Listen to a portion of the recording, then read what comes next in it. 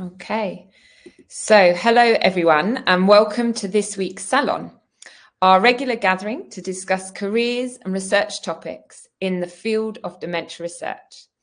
I'm Anna Volkmer and today I have the pleasure of being both speaker and host.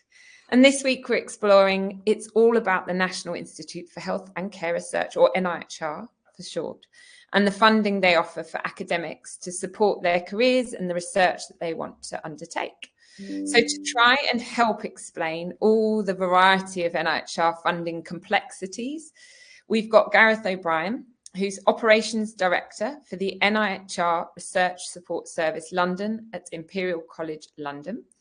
The RSS builds on the work of its predecessor, the Research Design Service, and provides free and confidential advice to help funding applications within the remit of the NIHR, including clinical, applied health and social care research, as well as post-award advice to award holders.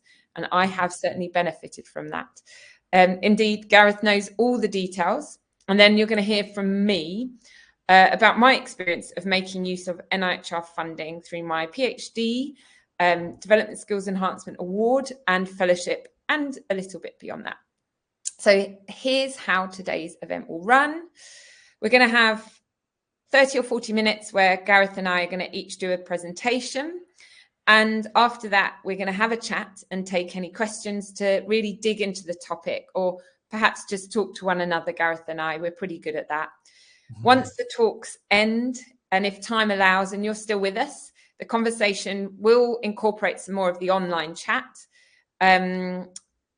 So if you're still watching, as I mentioned, we will join you for more discussion and to hear your own experiences with NIHR funding. So throughout the session, we encourage you to post your questions using the Q&A function. This is your opportunity to learn lots about the NIHR and the funding schemes, which could genuinely help you. I've certainly benefited again from this funding, and we'll talk about how to apply and what it involves. Yeah, so thank you for joining us here today. Whether you're here to learn or share or just listen, your presence makes this discussion richer and more meaningful. So please, let's go and please join in, and we'll see how we get on. So over to you, Gareth. Thanks, Anna. What a great introduction. I feel tremendously under pressure now to be the fountain of knowledge of all things NIHR. So exactly. We'll see how that goes as this session develops. I suppose I'll start off with a bit of an introduction to myself. If I can get a nod from you, Anna, that you can see the slides that have popped up. Excellent. Thank you. So as Anna said, I'm Gareth, and then currently I'm Operational Director for the Research Support Service. But I've also been at other parts of the NIHR in a previous life. So prior to this, I was at the NIHR Academy, where I worked in the fellowships team, which included offers for pre-doctoral right through to super senior profs. So I'm a bit aware of NIHR from sort of a pre-award, pre-application stage, helping people and supporting people to submit grants, but also at the post-application stage, working people through the process, running the fellowship schemes and seeing how we could make funding more accessible, more equitable and more transparent. So I'm here today to talk about navigating the NIHR Academic Funding Track, and I'm going to start with a massive disclaimer. It's really complicated and it's difficult to navigate, and I only have 10 or 15 minutes to chat to you about it. So I'm not going to be able to cover absolutely everything, but what I'm hoping to be able to do is sort of bust some myths around what the NIHR is and what it isn't, who these funding schemes are for, and sort of help you wade into the acronym soup a little bit and just tell you a little bit more about some of the funding programs that I know about and that are available through NIHR. So to kick us off, I'm going to present to you a picture which shows you just how complicated the NIHR can be. This is sort of a decision schematic that the previous service that I'm now part of, the RDS, used to decide what programs people were eligible support for. As you can see, it's lots of boxes and lots of arrows, and frankly, it leaves me feeling a little bit like this. So this gives you an idea and an indication just how complex the NIHR can be, but also just how many ways there are to navigate your way through it, and just how many opportunities are available to you depending on who you are and what you intend to do with that research funding. At a high level, NIHR has 11 programs that fund multidisciplinary health and social care research in both clinical and non-clinical settings to meet a range of priorities. These are represented by the acronyms across the top that you can see here, ranging from EME, the Evidence and Mechanistic Evaluation Program, all the way through to RFPB, which is Research for Patient Benefit. And it's important to say that I'm not going to go into all of these programs here in detail today, because this is only a snapshot of what the NIHR does. However, what I can do is start to go through some of the commonalities across all of these programs. It's also important to say that alongside this really comprehensive offer that meets a whole host of different eligibility criteria and for a range of different professionals, there's also some career development awards that are funded by the NIHR Academy. And these go from having zero experience in health and social care research, from internships and regional-based master's programs, all the way through to you're a professor and you're running multiple research programs at scale with multiple teams to aim for a research professorship. Now, hopefully, even on this schematic, you'll be able to see that NIHR can represent you at any career stage that you're after. So whether you're very, very early on and you're an early career researcher, or whether you're a postdoc or a chair, there's something in there for you. And what I really want to pay attention to is these slides across the bottom that you'll be able to see here. So the bridging and short-term support and the opportunities within wider NIHR, because I think these schemes, particularly in the bridging and short-term support, are really, really underutilized. And this is small pots of money that can help you develop your application and buy out some time to make sure that your application is competitive and that you've got that dedicated time in your research application to build a proper application, and to get time away from your day job to make sure that it's as good as it can be before submission. Now, as well as all of these, based on all of these offers across the career development spectrum and across those wide range of funding programs, how do you even begin to make a decision on what you might want to choose? How do you begin to navigate this? Well, it all starts with you. So the really important things to consider are, who are you? So where are you at in your career stage? What professional background are you from? And which organization do you work for? And these are important because that has an impact in terms of the program eligibility. So for example, if you're a nurse working in an NHS organization, you might be eligible for different programs to a social worker working in a local authority. And for those who work in academic settings, you might be eligible for a different program based on your institutional setting at a university rather than someone who is in a clinical role or in a social care role. It's also really important to consider what your research question is and whether it's in remit for NIHR. Consider also why it might be important and what the impact on patients and the public might be. Where will your research take place? In what sort of setting? Or is it across multiple settings? And who will help you deliver it? Do you need methodological experts? Do you need patients and the public to help shape your research? Spoilers, yes, you do. So really consider all of these questions, including the very important bottom one, when is the deadline? Because to truly be successful, you'll need a lot of time to build your application. But despite all this variety that I've just spoke about and given you insight into all of these different programs, there are consistencies across the entire funding portfolio. So there are ways in which these programs work and work in harmony together. And I want to start by the funding process. So when you apply for NIHR funding, the process for most awards is generally the same. You'll see that I've highlighted two boxes on the right-hand side here, peer review and interviews. These aren't included in every single funding competition. However, what is normally included is an application window. This is the amount of time you've got to submit an application. Generally speaking, fellowships run twice a year at doctoral and postdoctoral level, once at pre-doctoral level. And all of the programs that you saw earlier in my jigsaw pieces tend to have really similar dates annually. The caveat to that is some of those programs will also have themed calls. So the breadth and depth of the portfolio is massive, but there are different ways to navigate it, mainly on career stage and thematic calls. So each program will have an application window, after which the funding panel will review it in one way or another. This normally involves review by 2 or 3 members of the panel to make sure that it's A, eligible, and B, going to be competitive when later reviewed. So those applications that are deemed to be competitive will be shortlisted, at which stage, at postdoc level, they will go out for peer review. Following that, people will be invited to interview. However, sometimes this process is a little bit shorter and can jump straight from shortlisting to funding recommendations. after which your outcomes are confirmed and your award can start. And now this looks like a really linear process here, but actually this process from the application window closing to your award starting can sometimes be around about 12 months. So this is also a pretty long process to go through. But what it does do is make sure that all applications are given equal weight and equal merit and equal consideration, so that those that are most competitive can be funded. And what do I mean by competitive? Well, broadly speaking, the assessment criteria, although slightly variable across all the different programs, remains consistent to a certain extent. So it's about the person or the team and whether they're appropriate and able to deliver what they say they're going to. Is it a relevant point in your career stage? For example, if you're undertaking a doctoral project, is that feasible for you to do when you're looking alongside completing a PhD? Or are you looking at something too ambitious?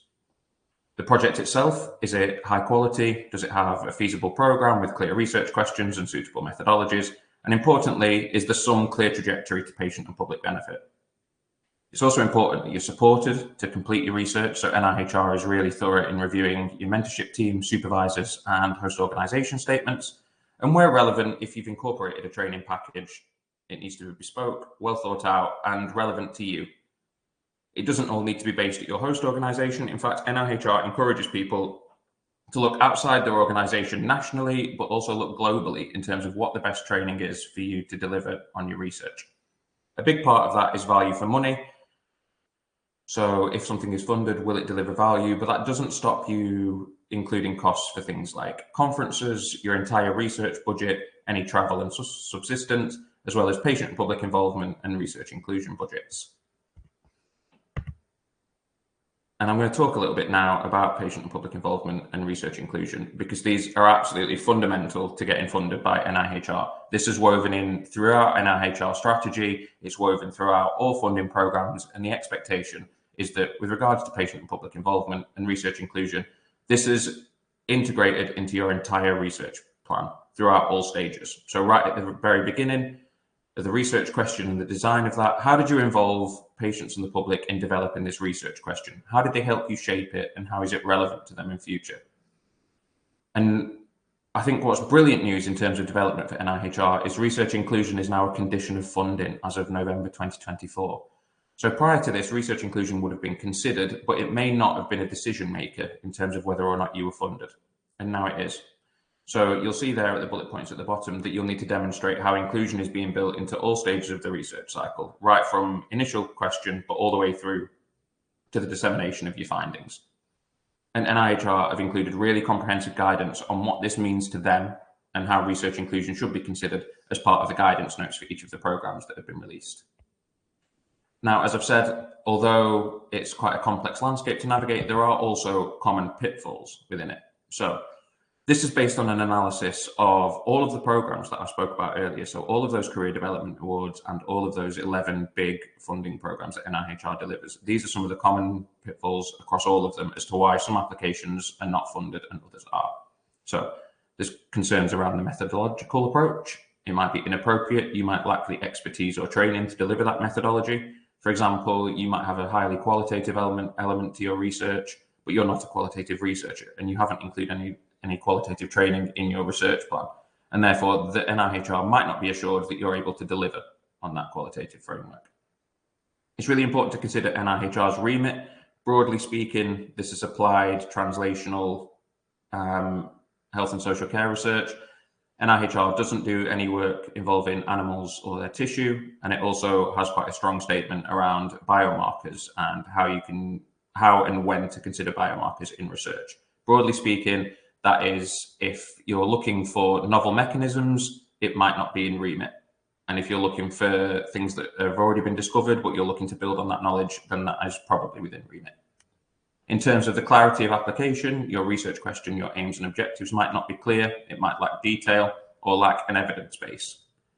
It could be overambitious. I've already said this before. It may not be suitable for the award that you're applying to. Some NIHR programs have upper limits of budget, and it might be too ambitious to deliver, let's say, a fully set up clinical trial for £300,000 over 12 months. So NIHR will always consider whether or not your program is overambitious or just hitting the right line of ambitiousness. In terms of justification for value for money, if you've budgeted or failed to justify some of your requested resources, then that might be a big problem. And in terms of patient and public involvement, as I've already said, if it's under budgeted, if it's not embedded in the project, or if it's just an overall weak approach. And again, in terms of inclusion, so if your underrepresented groups aren't considered, so if you're looking at a research program into kidney disease, but you don't look at the prevalence of kidney disease in certain areas, and you miss out areas of the country where where kidney disease is really prevalent, NIHR will likely question that. And then finally, the pathway to use, the implementation pathway or the pathway to adoption might be unclear. And this is particularly relevant in funding schemes around innovation and developing medical technology or digital. So is there a really clear pathway from the product that you're developing to its use wherever you might want to use it? I want to finish with a bit of good news. I know I've spoke a lot about how complicated it is, how much it can vary, and how difficult it can be to navigate. But actually within all of that, there is something there for you. It might be difficult to find, but there are ways that you can help yourself to do that. So NIHR are a friendly bunch, having worked there. So if you want to contact them and speak about your research aims, what you want to achieve, they will help you find a funding program. And there's a wide range of awards to cover absolutely everything, from small funds to help you write your application or to develop yourself with a bit of training, right the way through to funded research programs over 10 years at scale for multiple millions of pounds, for whole teams to deliver a full package of work. So you really need to consider all of those things that I spoke about earlier in terms of where you are and what you think you need if you're going to approach NIHR for funding. And it wouldn't be a presentation from me if I didn't mention the NIHR Research Support Service. So as Anna said in her introduction, this replaced the former NIHR Research Design Service as of October 2023. And the RSS is a national network of partners. So when you approach an RSS hub that are hosted by these institutions here, including the one that I'm operational director of here at Imperial College, you actually have access to this full national network. And this involves over 26 different universities, 20 unique clinical trials units, and a heap of NHS organisations, local authorities, and third sector partners. You can approach anyone. It doesn't need to be based in your local region. So if you're based in London, you don't need to approach us here. You can approach any of these, and you'll find information about the different sorts of expertise that RSS can offer you on the NIHR website. But and like I say, our job is to help you get access to competitive funding. So I want to finish with some key messages. Our aim at RSS is to support you to submit a more competitive grant application. We understand the funders' needs and what they're looking for in grant applications. So we can work with you to work up your grant application to make sure it's competitive when it's put through the process that I outlined earlier. And when it's reviewed by funding panels, we want to make sure that everything that needs to be considered in terms of how your project is structured, how your research is designed, the way that you've included patients and the public, the way that you've included those who might have been previously underrepresented in research, all of that we will help you build to make sure that your application is competitive. We're free to access and we have amazing expertise. At Imperial and Partners Hub, we have access to over 40 different researchers working across 4 institutions in multiple departments, all of whom are very, very, very clear about the grant application process and are probably independent researchers in their own right. At our hub, we also really want to support people who do not have established academic networks and in areas where less research is considered. So if you're struggling to navigate the NIHR, then please get in touch with the Research Support Service because we can help you do that too. Thank you very much. That's it from me. Thank you so much, Gareth. I think we're doing this in the right order. So I'm going to speak next. And I think what you'll find is that I'm going to talk about my personal experience, which hopefully might bring to life some of what Gareth has said. So I'm just going to share my slide via Gareth, if that's okay. I'm going to start by talking about how I got into academia. And I think it's really important to say this because I think that in many ways, the NIHR is for people like me. So I trained as a speech and language therapist, and I trained at UCL as a speech and language therapist. I still work clinically as a speech and language therapist at UCLH. But when I first did my speech and language therapy training, I remember walking out the door on my last day of university and thinking, thank goodness I'm never coming back to a university ever again. I just didn't feel I was clever enough. I just didn't feel I had any skills that would allow me to become an academic. So I'm just going to set that as the foundation for how I then traveled into academia. So on the next slide, I've got a little bit more information about how I traveled, how I decided to get into academia, because I think this is perhaps a bit it's a bit relevant. So I graduated as a speech and language therapist in 2002, and well, there's a picture of me again. I actually should say, before I graduated as a speech and language therapist, I often start this by saying that I chose to be a speech and language therapist because my mum had a friend who was a speech and language therapist, and she thought that I might be a good speech and language therapist because I like to talk. So despite the outfit and the fierce facial expression, I was a relatively compliant young person, 17-year-old, and I did as I was instructed. However, I think it's the kind of fierce facial expression that really helped me down my academic journey. And here you can see in that first picture at the top is me graduating as a speech and language therapist from 2002, after which I worked clinically in the UK and then clinically in Australia. And in Australia, I decided, so I'd been working for about 8 years at that point. I thought, oh, maybe I could do a master's, because a master's might be useful. Lots of speech and language therapists where I was working in Australia were doing master's programs, and the healthcare organizations were supporting people to do that. And I thought, wow, I might as well take up this opportunity. And I did a master's, and here you can see me graduating outside, which feels very novel, at Flinders University. Now, one of the really useful things about this degree is that it was complete, in contrast to my undergraduate degree, which was very didactic. This master's degree was very self-led. And I suddenly realized that actually I really enjoyed that component of learning. I also realized that having had a lot of clinical experience, I'd honed some of the skills I thought I didn't have, which were things like writing. And I'd also honed my ability to focus on what perhaps was an important issue. So through my clinical work, I'd been able to identify gaps and issues. However, at that point, and we go on to the next photo, I decided to come back from Australia because I was pregnant. And so I came back to the UK. And during my time in Australia, I'd started specialising working with people with dementia, and particularly a rare form of dementia called primary progressive aphasia. And I came back to the UK pregnant, and I thought, oh, everybody in the UK, especially in London, because that's the centre of the universe, obviously, will be doing lots of work in this clinical field, but they weren't.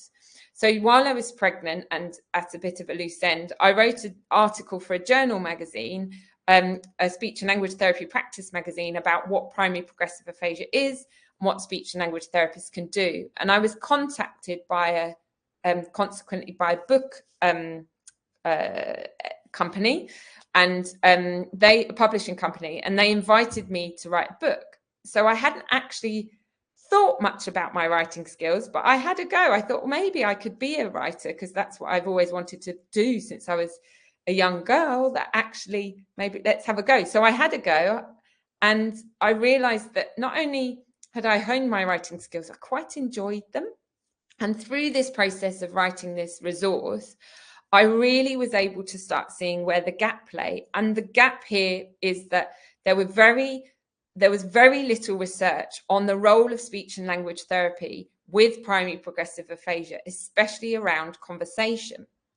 Not only that, but there were very little clinical services in this field. So I just returned to clinical work in the UK, and we can move on to the next slide. And this is a photo at the top of Suzanne Beek. And Suzanne Beek is a speech and language researcher at University College London, where I'd done my undergraduate degree, and she specialised in conversation. So I was working at South London in the Maudsley. and I tried to get some money through South London and the Maudsley to do a small piece of work, a quality improvement project. And I was successful. And I used that time actually to work with Suzanne Beek to see what we could. So she'd applied her knowledge of conversation to stroke aphasia, and I wanted to apply that to primary progressive aphasia. So Suzanne Beek had developed, you can see here on the screen, an intervention called Better Conversations with Aphasia. So that was tailored only to the needs of people with stroke aphasia. And I realized there was a gap in developing an intervention where we could tailor that to the needs of people with primary progressive aphasia. And I'd also had this opportunity to work with Suzanne Beek and get to know her. And I thought, well, maybe I should apply for some funding for a PhD. So I'd had this opportunity to think of a gap, to develop a product, to collaborate with Suzanne Beek, and to think UCL might actually be a really good centre to do some research. Now, Gareth mentioned when you apply for any funding through UCL, through NIHR, they're looking at the place and your team. So already I'd established a relationship with my primary supervisor. I tested out my relationship with her, and she worked at UCL, a university that is known for its leadership in dementia research and conversation research and speech and language therapy. So already I knew the centre was quite a strong centre, and I knew the impact that I could have by creating an intervention where there wasn't one. And I then, before I went into the actual final application process, I also knew that I had to pitch myself you can go back a bit, thank you, as somebody who had research potential, because I hadn't really done anything except do a bit of writing. So while I was writing my application, I sought advice from the Research Design Service to help me hone my methodology, to make it achievable and realistic. And I also spent some time really trying to advertise myself, so taking up any opportunities I could to do talks and presentations and bolstering my CV. So with those three main ingredients, trying to make myself look like, doing lots of work to make myself look like a good investment, working with Suzanne and UCL to find the right centre, and talking to the Research Design Service to hone a methodology to develop a Better Conversations programme. I honed my application, and I was successful and you can move on, in funding and getting funding for an NIHR doctoral research fellowship, which I then undertook over that 4-year period. Now, as I drew to the end of that 4-year period, they talk about a PhD cliff, and other people had told me about this. Other people had mentioned this. So I got to the end of my PhD, and this is me in my Viva. It was the first week of the pandemic. So the cliff was pretty steep. And I had the very first online Viva in our department. That's me on Teams doing my Viva. But I knew I wanted to stay at UCL. I'd made myself indispensable. So I'd actually been offered and taken up a position 1 day a week as a lecturer. So I had a really solid connection with UCL, which I know NIHR really value. So NIHR value that your institution, the place that's supporting you, invest in you. So they were starting to invest in me.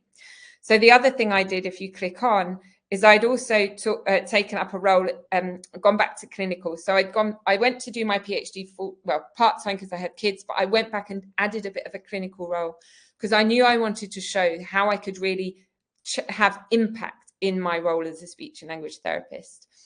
But while I was doing this, I realized I needed a bit more time. So I applied for a Development Skills Enhancement Award, and I should mention Rare Dementia Support in a minute. And the important thing to say is that UCL genuinely were really invested in me, because at that time, to get the Development Skills Enhancement Award, the place that you work at had to be willing to stump up half the money for you. So UCL paid half my wages, half of everything. So they really showed their investment in me really clearly and put the money on the table. As I mentioned, in the meantime, not only was it important being at the National Hospital because it's showing my NHS connections, but the National Hospital and Rare Dementia Support, they allow, working with Rare Dementia Support, allowed me to build a network of people, of a national network with people outside speech and language therapy. So professors of neurology and the National Support Group charity, so people living with PPA. And I built that from the middle of my PhD well into my Development Skills Enhancement Award to make sure that I was able to disseminate my work, but also build networks for future research ideas. And in the process, while I was doing my Development Skills Enhancement Award, I developed that network even further. I started working together with speech and language therapists internationally. So I set up an international speech and language therapy PPA network, which at the time we had members from the States, Canada, Australia, and England. We now have representation from more than 20 countries around the world. But I really wanted to be able to show the reach that any work I did could have. However, I also got down to the nitty gritty and made sure that I had a part-time Development Skills Enhancement Award, and I used that time to publish the papers that were outstanding from my doctoral work, from my PhD, that would underpin my future Advanced Fellowship Award, because I knew I had to get them out into the public domain to not only show that I was a good investment, that I did what I said I could, but I also wanted to then use that evidence to keep underpinning the need for further work. So I needed to show that there needed to be a next, I guess, a program of research that I needed to do. And I was still connected with UCL at that time, because UCL and the National remain the most, I guess, in England, in the UK, they're a collaborative centre that hosts a national centre for diagnosing rare dementias, and a centre, the only specialist centre in the UK that works on conversation. And that allowed me to bring all that together as a centre. So not only was I justifying it based on the university, but on the subspecialties within the hospital and the university. So I used that information to support my application for an Advanced Skills Enhancement Award. So I was still building on my centre, the people that could support me. I got international mentors from the States, one of my speech therapist colleagues in the States. I had a mentor, a health economics mentor, a neurology mentor, and a speech and language therapy mentor for my advanced fellowship application. I demonstrated that there was a program of research needed. And I also, and I was successful in getting my NIHR advanced fellowship. So now I'm 2.5 years into my NIHR Advanced Fellowship, and I want to stick with the NIHR. So some of the stuff I'm continuing to do, I'm still already thinking about the future. I've even picked Gareth's brains about this already. But some of the stuff I've been doing is using things that the NIHR offer, like their leadership program. I've nearly at the end of doing the NIHR leadership program. I've become involved with the NIHR as a reviewer and within a grant. So I'm part of the team science. I'm the deputy chair of the team science research grant. So that's a really wonderful process of not only gaining insight to processes, but I'm really learning about how to develop my knowledge and skills from that side. And I remain with UCL, but some of you might have spotted Claudia on the screen. The other stuff that I'm doing is I'm really trying to think outside the box and increase my impact. So recently, forthcoming is a new series of some of you might know, the English TV series, The Piano. And I was offered the opportunity to participate in that as supporting somebody with PPA to do that, primary progressive aphasia. And I've taken up those scary opportunities.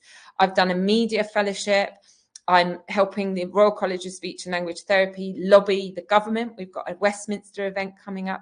I'm taking all these opportunities and trying not to back down from scary ones, to really pose myself as somebody who can have national and international influence, so that hopefully I'll be a good candidate for a forthcoming award.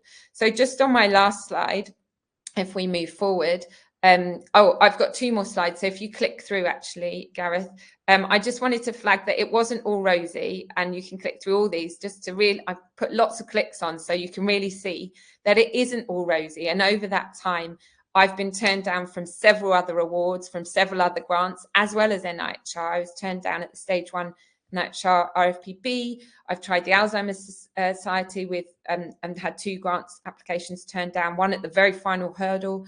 ESRC fellowship turned down right at the beginning, and lots of things that I haven't led but have been collaborators on have also been turned down. So And that includes, and that's not just funding, but also article conference abstracts declined, ethics applications needing lots of work, a lack of job security, clinical funding discontinued at the National. I've had to build it into my other work. I'm now 2 days a week at the UCL, and I'm an honorary clinician at the hospital. But what I feel have been the key ingredients to be able to handle some of that and still carrying on with UCL. So the key active ingredients, I think you've got to take risks. You've got to be in it to win it, in the words of my son. And you've got to, I think, having resilience and as well as enthusiasm. So being able to suffer some of the setbacks and still carry on and be enthusiastic and interested about your work, because it's going to help in the long term. You want to make the lives of people better with dementia. And I think part of that, what makes the lives of people better with dementia, is talking to people with dementia. I haven't mentioned PPI because I think partly because as a clinician, PPI is something I couldn't do without. So it seems very natural, and I've done PPI throughout my journey. But I think one of the things I realized is that one of my strengths, actually, when I finished my undergraduate degree, and I didn't realize these were academic strengths, was that I am enthusiastic. I do love talking to people. And I think, or I've been told, that I'm pretty good at building relationships. And I actually think they're probably some of the most important ingredients that the NIHR want to invest in. And so I would advocate that you think about applying not only what you've all learned academically, but all these other ingredients to help you apply for NIHR funding. So I'm just going to finish with the final slide, which is a reminder from Adam that this salon operates every Wednesday, and there'll be lots more salons in the future before we get on with a bit of a Q&A. Does that sound all right, Gareth? Yeah, I will stop sharing. So I'm mindful we've retained a good steady flow of people. So if you've got any questions, please pop them in the Q&A for us. Gareth, I noticed maybe you might have we should ask one another questions. I was going to ask you a bit more about some of the other awards that you mentioned, because on the screen that when you had, because it genuinely interested me, when you had all the awards and then you had the Team Science Award, and in the box alongside the Team Science Award, there was another award that I wasn't quite so familiar with, which was the, I was going to ask if you could tell me a little bit more about it. Oh, pressure's on. Which one was it? It was the short. Oh, no. Well, actually, it was the no, it wasn't in the Team Science box. Sorry, it was the Short Placement Awards for Research Collaborations. Do you know much about those? Yeah. So, as NIHR loves an acronym, that will be the SPARK that they talk about. So, this is just an opportunity to gain relevant experience in a different area than you currently work in. So, when you were recognizing, I'll try and tailor it a little bit to speech and language therapy, and sort of transitioning a little bit as you were into like dementia and areas of special interest there. You might have recognized that before you found your specialty, you were just trying to explore what was possible in that relationship between speech and language therapy and dementia. Right. And this funds a placement in a relevant area. So it would fund your time to go, in this example, to go and work with a dementia service and learn about loads of relevant things. They've done it thematically in the past as well. So they did it around multiple long-term conditions to try and build like the relationships between those like inherent silos of working between different conditions. And they also offer it for global health and for local authority. So it's quite a mixed bag of things, and it runs relatively often. It's a small pot of money, and it's a much easier like application process. The form is shorter, the process is shorter, and the expectations on the applicant are a little bit less. And it's just to gain experience in a different area. So I'm mindful, a lot of people who are in the meeting in this salon with us today are current PhD students. So do you think it's something that, say, if you're a current PhD student looking to apply for a future fellowship, would you be eligible for it? And me as a postdoc, would I be eligible for it to go if I wanted to go for another postdoc? Okay. Yeah, definitely. So it could be something one could use to say, go to the States. Yeah. Build a network, or go to, maybe one doesn't, it depends where one wants to visit around the world, but go and spend some time with other research departments as well as in other industries. Yeah, definitely. Oh, so it is just like it's sort of complementary or as a development opportunity to future research plans, but they can be done in isolation as well. So you can be non-NIHR and just pick it up and try and transition into it to figure out what you want to do next. So you don't have to, so similarly, because that's the Development Skills Enhancement Bridging Award, you don't have to have had NIHR funding for that either anymore, do you?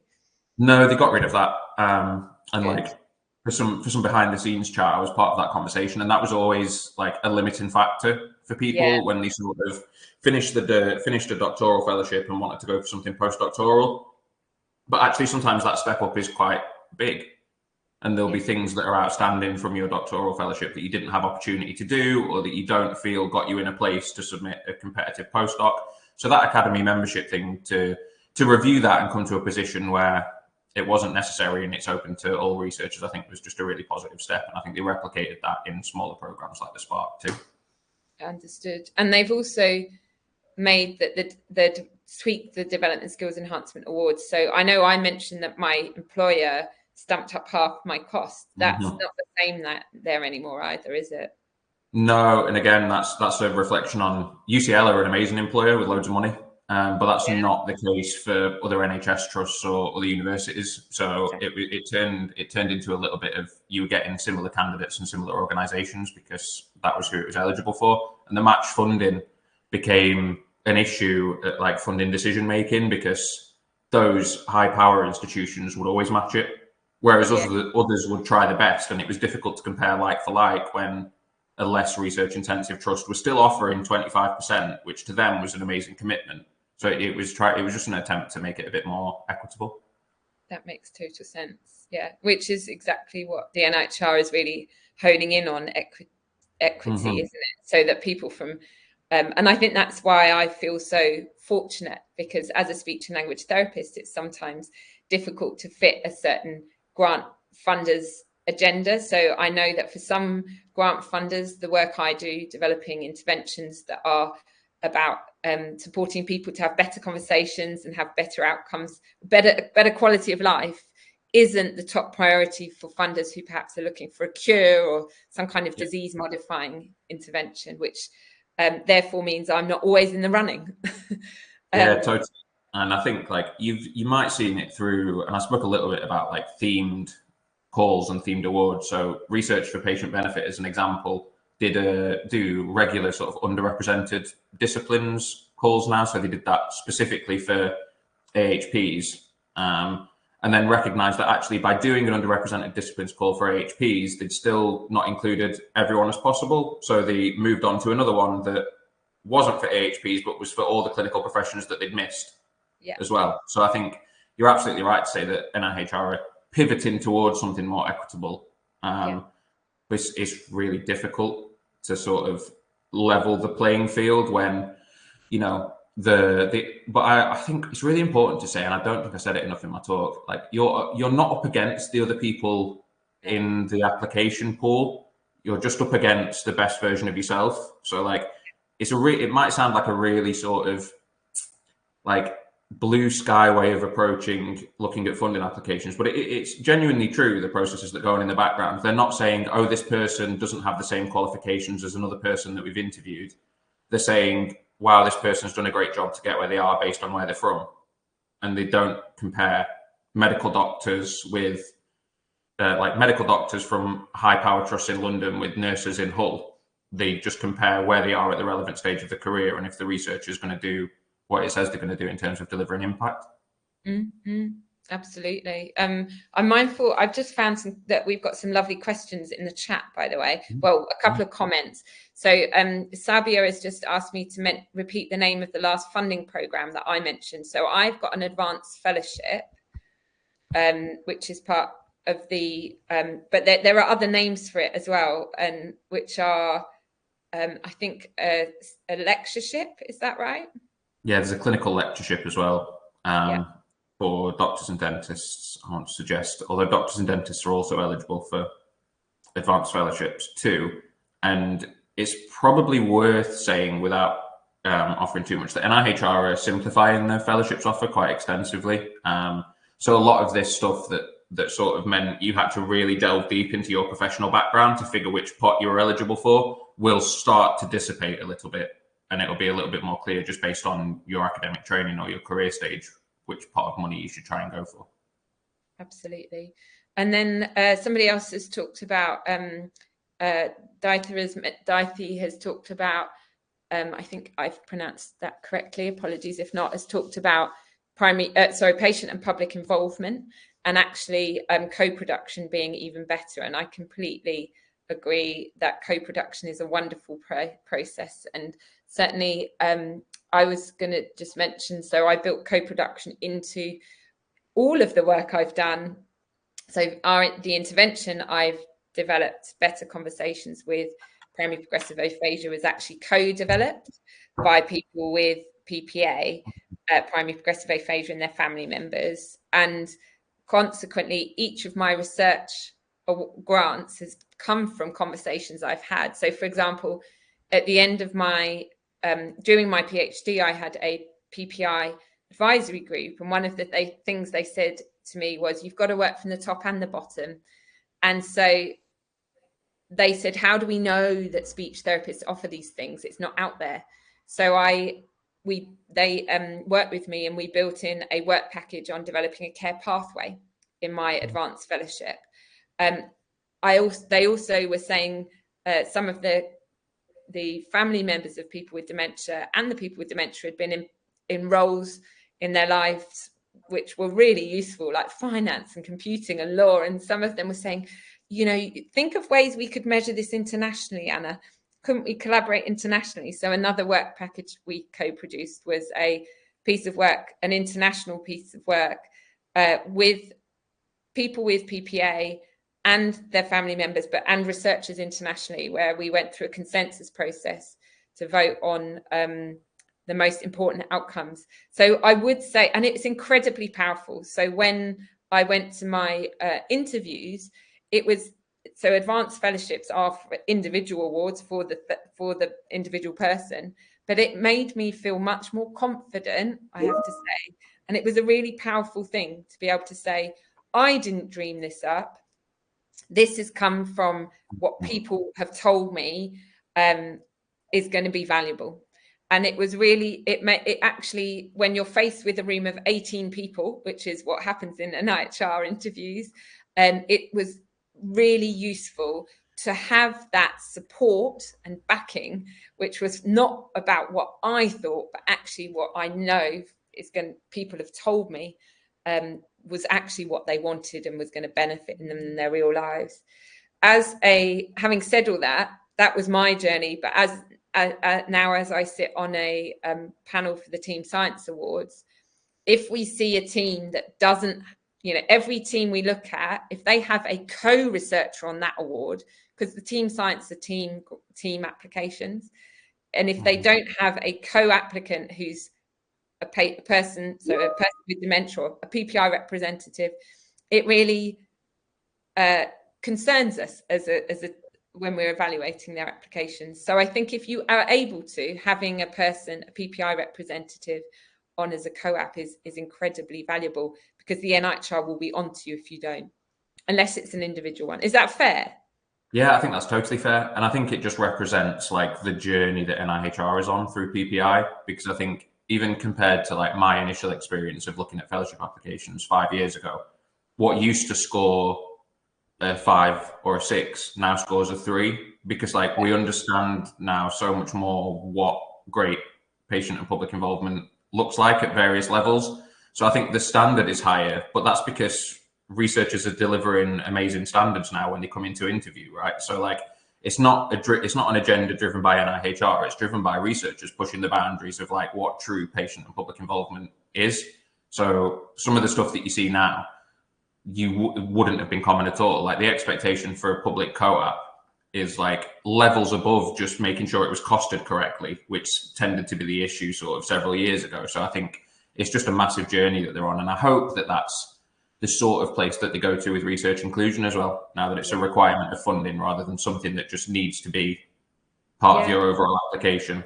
And that's a really interesting place to be at the research support service element, because we're seen as the experts in supporting people to develop what that should look like in a competitive grant. And actually, I don't think anybody knows yet what the true level of competitiveness is for research inclusion. I think we've got guidance on what good looks like, and NIHR have got strategy, and there's examples from other funders globally and in the UK that do amazing stuff around inclusive research.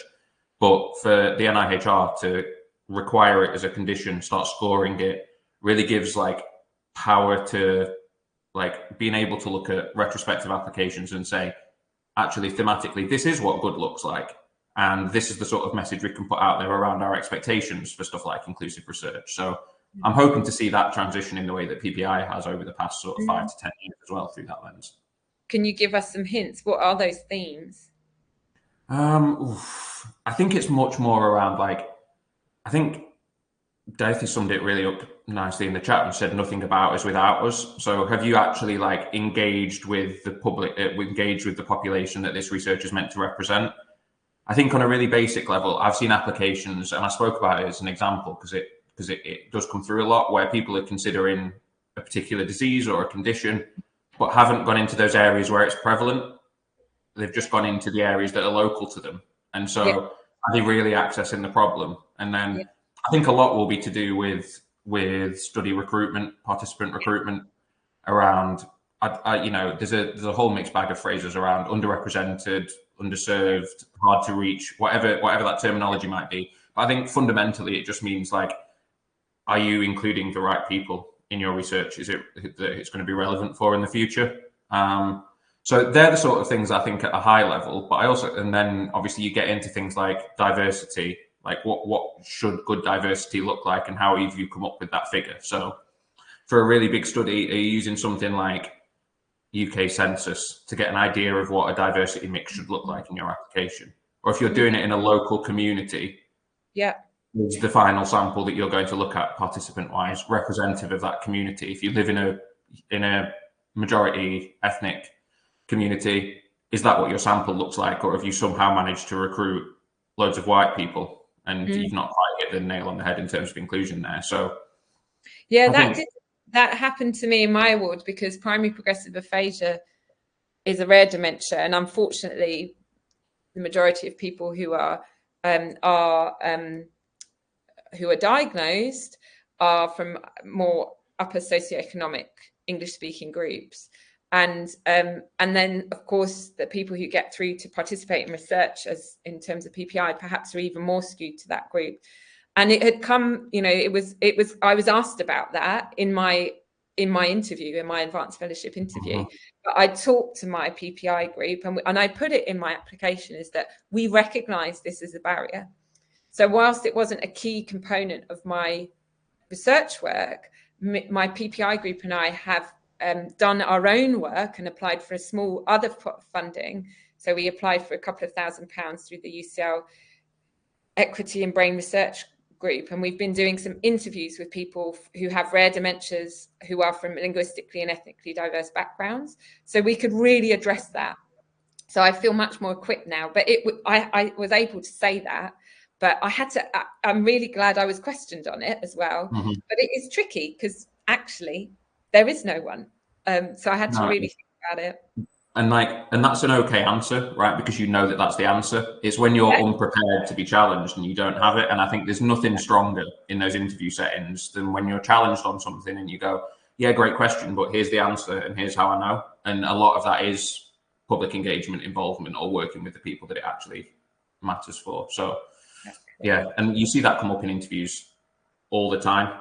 And the panel will be that will have all of the concerns quashed if you've done the right level of engagement and involvement up front.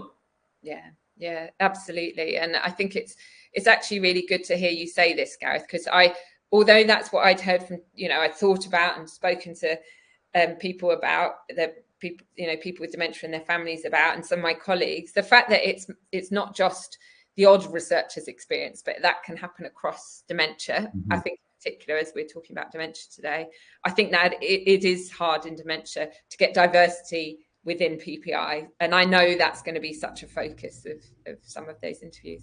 I'm mindful of time. We're reaching about an hour. There was one request if we from people to get a copy of Gareth's slides, and we will we'll thank you, Gareth. We'll make sure that that's posted on the alongside the recording of this. And I think we're done. I think that's it, Gareth, unless you had any more comments or questions.